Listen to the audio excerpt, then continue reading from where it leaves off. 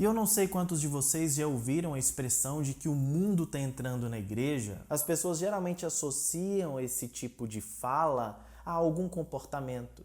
A roupa das pessoas, essa roupa aí que tem um rasgado na calça, isso aí é o mundo entrando na igreja. Olá meus queridos, tudo bem? Meu nome é Vinícius e eu gostaria de compartilhar um pouquinho da palavra de Deus. Fique comigo aí por uns instantes, que eu tenho certeza que essa reflexão será para a nossa edificação. Vamos lá? Quero ler um texto que está na última pregação aqui do canal, quando eu falo de 3 questões, circunstâncias gravíssimas na ceia do Senhor. No segundo ponto que eu levanto, quero conversar um pouco sobre isso com você agora, de forma talvez mais clara, e quero ver o seu comentário aqui, o que você pensa sobre essas questões, beleza? Então vamos lá, vou ler o texto que fala da ceia do Senhor, em 1 Coríntios capítulo 11, os versos 21 e 22. Alguns de vocês se apressam em comer a própria refeição, como resultado, alguns passam fome, enquanto outros ficam embriagados. Será que vocês não têm casa onde comer e beber? Ou querem mesmo envergonhar a igreja de Deus e humilhar os pobres? Que devo dizer? Querem que eu os elogie? Certamente não os elogiarei por isso. Paulo está falando da festa ágape, a festa do amor, onde os cristãos em Corinto se reuniam para comer juntos. Cada um levava de sua casa uma porção e nesse lugar eles colocavam tudo à mesa e eles comiam juntos. E o que estava acontecendo é que quem levava mais, por ter melhores condições, comia mais, comia primeiro, acabava comendo daquilo que ele mesmo levou. Não tinha partilha, não tinha divisão do que se levava. E os que não tinham condições de levar, os pobres, e nessa época, assim como hoje, haviam pessoas que faziam parte da igreja que tinham uma condição econômica paupérrima, muito difícil, e nem tinham condições de levar algo para essas reuniões. E chegando lá, eles ficavam de canto, não comiam porque não tinham levado nada. Quem levou já comeu, e quem não levou nada, não sobrou para comer. E algumas pessoas passavam fome e acabavam sendo humilhadas pelos irmãos que eram mais poderosos financeiramente. E eu não sei quantos de vocês já ouviram a expressão de que o mundo está entrando na igreja. O mundo está entrando na igreja, eu mencionei isso na pregação. As pessoas geralmente associam esse tipo de fala a algum comportamento.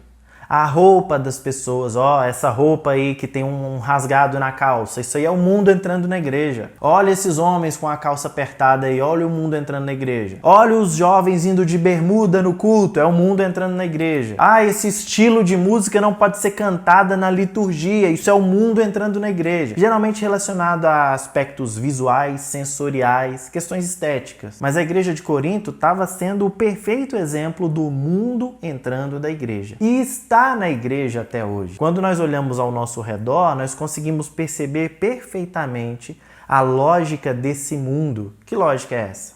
Uma lógica de poder, de dominação, onde uns têm muito, uns aparecem, uns são poderosos e outros não têm nada. Outros não conseguem nada. Outros não têm voz no meio da igreja. Assim como acontecia na igreja de Corinto, onde os poderosos economicamente chegavam e comiam primeiro, envergonhando os outros, acontece hoje em muitos ambientes religiosos que por causa disso se tornam tóxicos. E muitas pessoas saem ou tentam sair desses ambientes e são taxadas de rebeldes, são taxadas de fracas, porque não suportaram a pregação autêntica e verdadeira do evangelho, que na verdade não tem nada de evangelho. O que tem é uma dominação, é um tipo de controle da vida, das almas das pessoas. Você determina quem vai e quem não vai para o céu. Você determina quem é digno e quem não é digno de fazer determinadas coisas. Controle eclesiástico. Em muitos ambientes religiosos, o pastor determina com quem a pessoa pode ou não pode se relacionar. Quanto tempo deve durar esse relacionamento ou se ele deve acabar. E isso tudo aponta para o quê? Para uma hierarquização. Quer dizer, você coloca categorias onde um assume o topo e os outros são subalternos. Os outros são subservientes.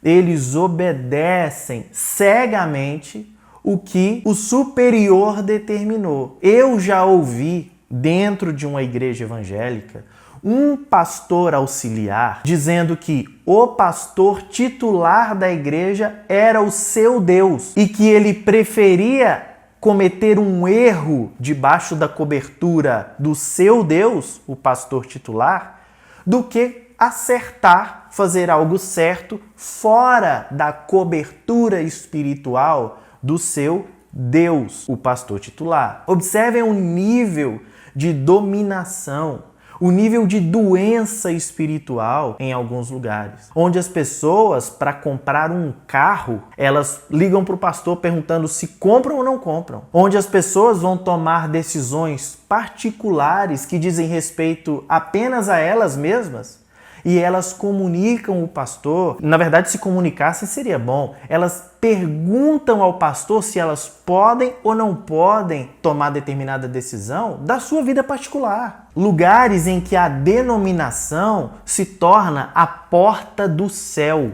Se você está nessa denominação específica, você está salvo. Se você sai dessa denominação, automaticamente você perdeu a salvação, porque a salvação é prerrogativa de uma instituição religiosa. Nós estamos com isso replicando dentro da igreja uma lógica mundana. É o mundo entrando na igreja. É o sistema mundano que hierarquiza as pessoas, que coloca as pessoas em ordem de importância com base naquilo que elas podem dar, naquilo que elas têm, naquilo que elas possuem. Nós estamos importando essa lógica para dentro das igrejas. E Paulo está exatamente corrigindo os coríntios, porque eles estavam fazendo isso no que deveria ser a ceia do amor. O momento do ágape, o momento do amor, estava sendo corrompido por um momento de hierarquização, um momento de separação em níveis, em graus de importância. Quem tem mais é mais importante. Quantas igrejas, gente? O cara recebe cargos, ele é tratado de modo diferente por causa da sua condição econômica, financeira. Quantas igrejas não fomentam um clima de disputa entre as pessoas? Pastores, presbíteros se sentem superiores aos demais irmãos, porque, afinal de contas, eles são pastores, são presbíteros. O cara, quando ele é ordenado a diácono, ele já se sente um pouco superior aos outros, porque, afinal de contas, agora ele tem um cargo na igreja. Quanto mais cargos são confiados a você, mais você deveria ter um senso de serviço às pessoas. Em muitos casos isso não acontece. Parece mesmo a nossa sociedade injusta. Parece, às vezes, a nossa sociedade política, onde o mais poderoso consegue, através da compra de votos, aquilo que ele quer. E isso ultrapassa as paredes da igreja e vem para as nossas relações interpessoais, onde eu começo a estabelecer hierarquias no meu mundo, e nesse mundo eu sou o principal, eu sou o protagonista e todos os outros estão abaixo de mim.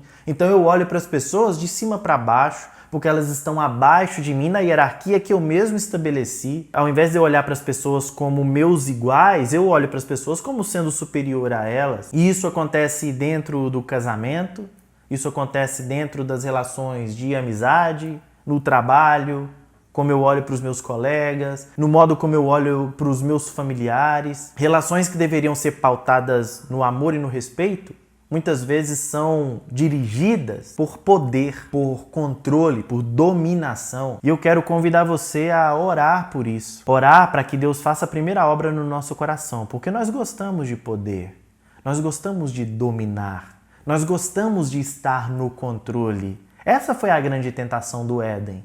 Nós queríamos ser como Deus, nós queremos estar no controle, nós queremos estar no topo, dominando, controlando as ações. Aí vem Jesus e diz: maior é o que serve. Aquele que quer ser o maior no reino de Deus deve servir a todos. Aquele que quer aparecer deve se reservar, deve se diminuir. E que Deus abençoe as nossas comunidades. Que sejam comunidades fomentadas no amor, baseadas no amor gracioso de Deus. Deus nos ama, isso acontece de forma graciosa, e eu transbordo isso para os meus pares, para quem está ao meu redor. Eu amo e eu também Perdoo, demonstrando graça, assim como Deus me perdoou. E eu termino dizendo que se você faz parte de uma comunidade adoecida, você tem duas opções. Primeiro, você pode conversar com a liderança dessa comunidade e abrir os olhos para essas questões que podem estar acontecendo no seio da igreja. Em segundo lugar, caso isso não seja possível e caso você não consiga, não tenha acesso, ou mesmo receba um não dessa liderança tóxica, dominadora, saia daí. Procure um lugar saudável onde você possa viver a sua espiritualidade, contando com a ajuda, o amor gracioso dos irmãos e da liderança. Não se submeta a um jugo de escravidão. Não foi para isso que Jesus te libertou. Deus abençoe grandemente a sua vida. Nos vemos no próximo vídeo. Até lá!